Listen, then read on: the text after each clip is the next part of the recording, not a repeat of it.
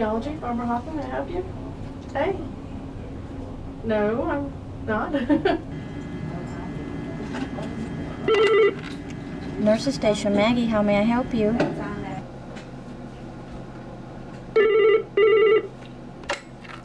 Personnel Department, Tammy Moss speaking. May I help you?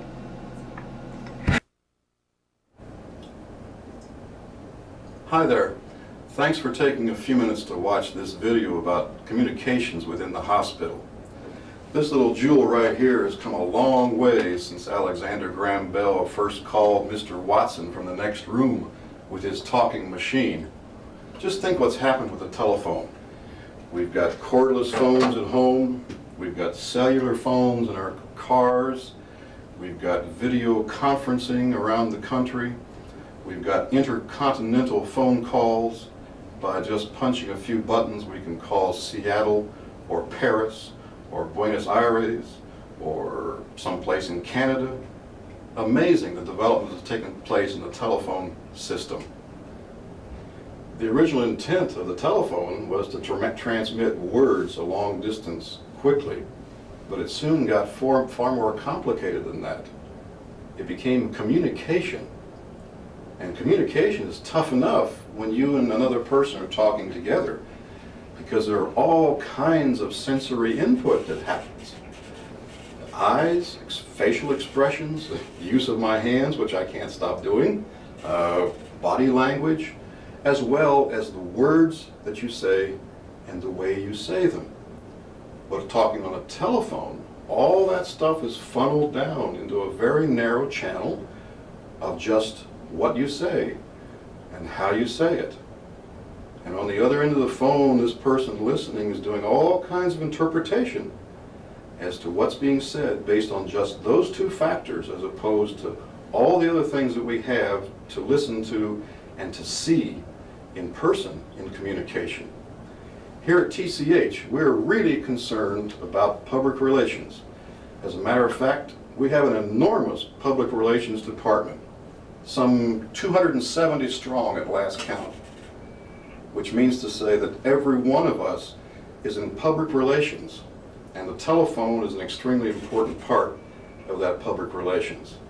And that's really the intent of this video, is to discuss our impact on other people by use of the telephone, our patients, their family members, community people, our family, and each other as we communicate by telephone. Just very briefly, we want to cover three general areas of the telephone. We'd like to have everyone answer the phone the same way in the hospital. And then we want to discuss just some general situations that you may encounter when answering the phone and how do you deal with them. And third, we want to come back and discuss a few of the features of this current telephone system that may make it easier for you to use it and to be more effective in your job.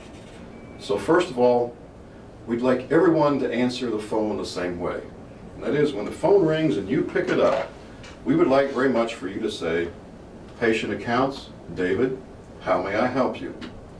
In other words, identify your department, give your own name, however you wish to state it, whether it's your first name or your full name or your married name or your last name or whatever, and then a courtesy statement, "How may I help you?"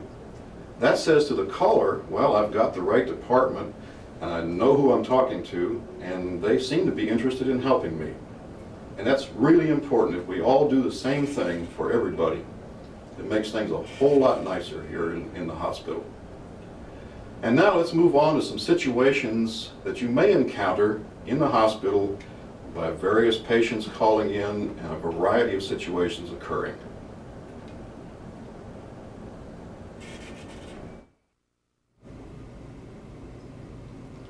Let's begin with a simple role play about a frustrated patient calling the business office inquiring about a bill.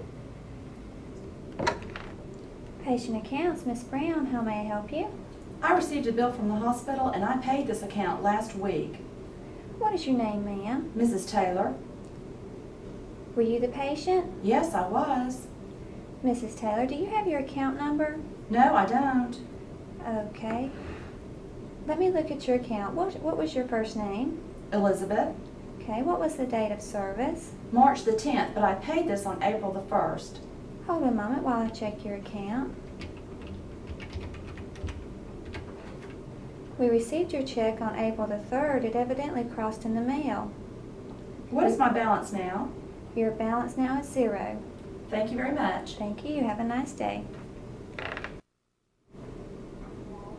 This next scene is a situation where an anxious family member calls the nurse's station for information about her father. Acute Nursing Station, this is Laura. May I help you? Oh, yes. I just heard my dad's in the hospital. He's had a stroke. I'm so upset. You know, I live way out in California. Can you tell me how he is? What is your father's name? Oh, his name is John Green. And what is your name, ma'am? Mary Green. Miss Green, your father's condition is stable at this time. Well, do you think I should maybe get a flight as soon as I can and get to North Carolina? Before you do that, let me give you the physician's name and number and let you talk with him. Oh, I guess that would be all right. We're sorry about your father's condition. We're keeping a close eye on him. Please feel free to call us at any time. My name is Laura and I will be here till 4 p.m. Here's the physician's name and number. This next situation is in the emergency department concerning confidentiality of patients. Emergency department, this is Becky. How may I help you? I heard there was a shooting today. My 16-year-old son is not home. Tell me who was shot. I'm sorry, we can't release any information concerning patients. What is your name, please? Well, can't you tell me if someone was shot today? I'm really sorry, but hospital policy will not allow us to give out this information. Well, your policy is wrong. I will call the police department and find out. Ma'am, I think that is a good idea. Please be assured if your son were injured, you would be notified. In this next situation, we will be transferring a call from the emergency department to X-ray. Emergency department, this is Janie. May I help you? Yes, my name is Lucy Gordon. I was in the emergency department 2 days ago with a broken ankle. I need my X-ray films to take back to Florida. Can I pick them up today?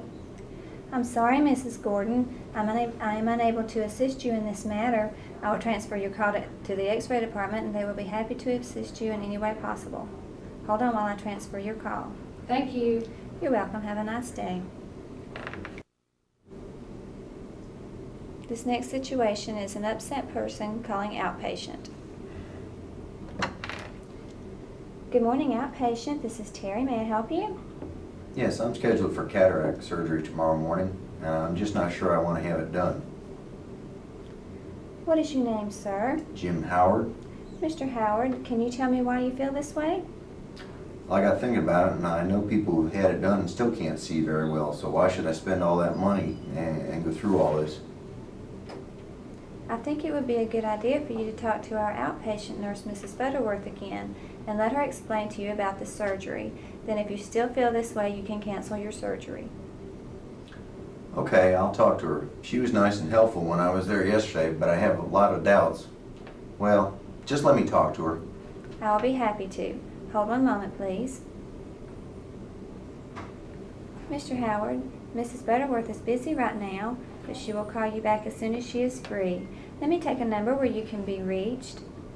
Okay, that would be 862-4702. You might also want to call your doctor's office and speak with them about your surgery. Thank you, you've been most helpful. I'm glad I could be of help. Mrs. Butterworth will return your call as soon as possible. Thank you.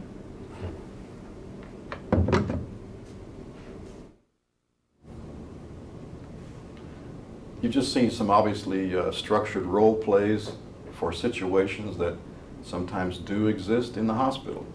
They get probably far more complicated than what you saw, but it's a good representation of what can happen. If we could put it in a nutshell, looking at ourselves as a service organization, probably the most important thing to keep in mind is that we need to convey to the caller that we are listening to what they say, that we really are trying to understand their situation, and that we will do whatever we can to solve the problem that seems to exist. If we can convey that message to our callers, then we really will be number one in public relations, and that's our intent. Let's go on now to some simple things, mechanical, about the phone system itself. If you are a new employee, you have this in your orientation manuals. If you're looking at this as a current employee, you might want to jot a few things down. You may already know about these features. If you do, that's fine. If not, it's something for you to use. The first one is a real simple one. It's just dial 6 in a situation where you're not able to get through to the person you're trying to reach because their line is always busy. That's a good sign that they're working, but on the other hand, it's frustrating to you that you can't reach them.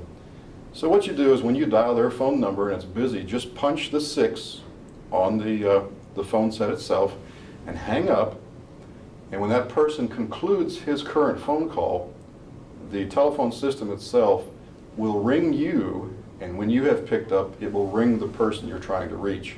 So you can slip your call in between other calls the person might be trying to make. The next two codes are related, but this little graphic kind of helps you understand what it's for. It's called call pickup. Rather clever, huh?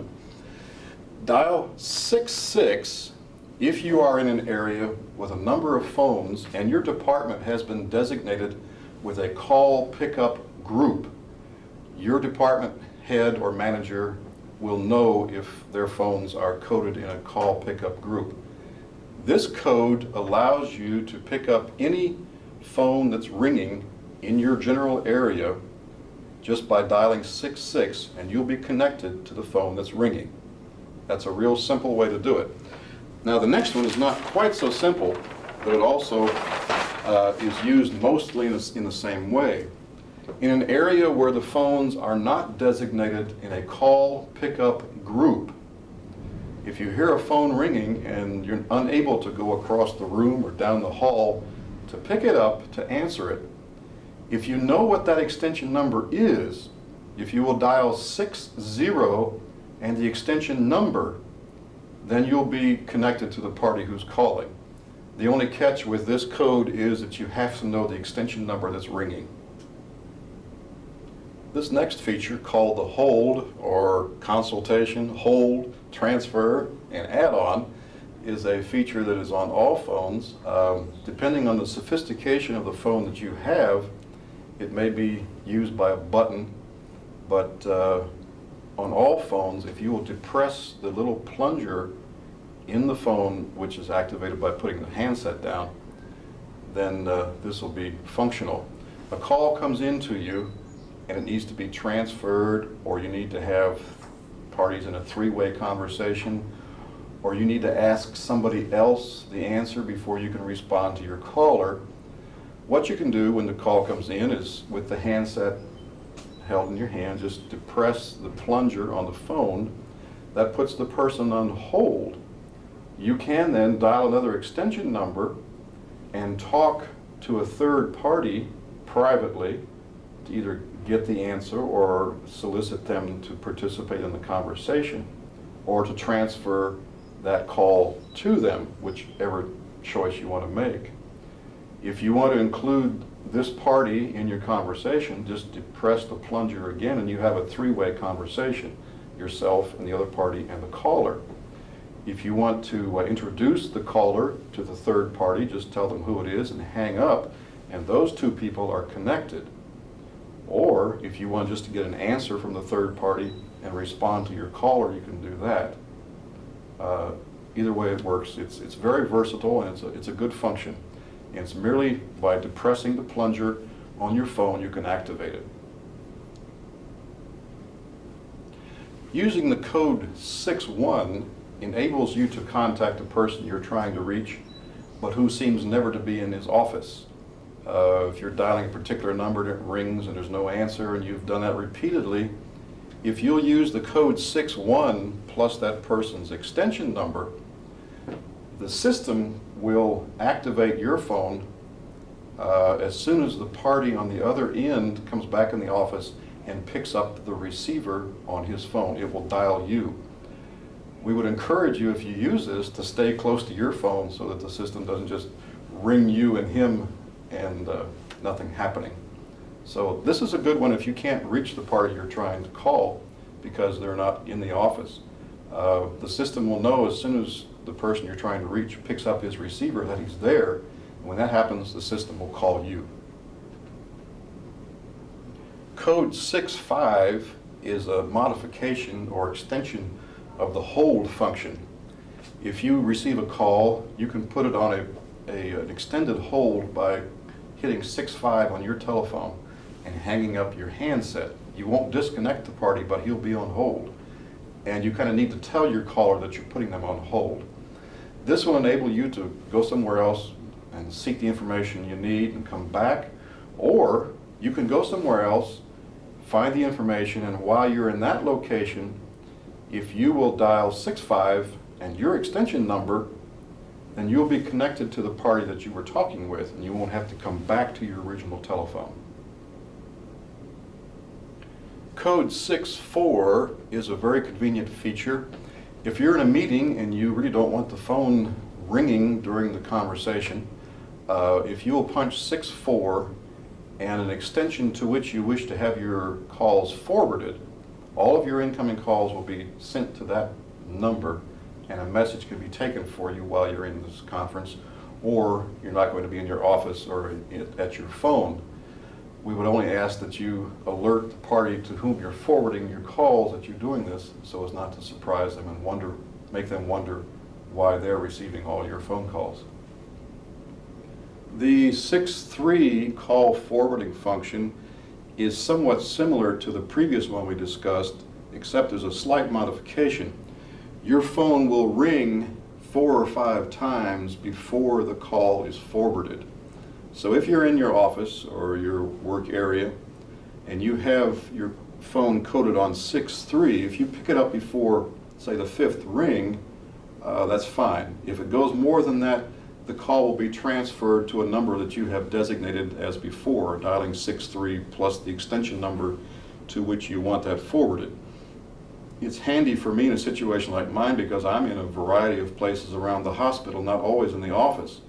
And I have an arrangement with the cashier that if my phone rings 4 or 5 times, it is automatically transferred to her and she'll take a message for me, which I can get upon my return and then return the phone call.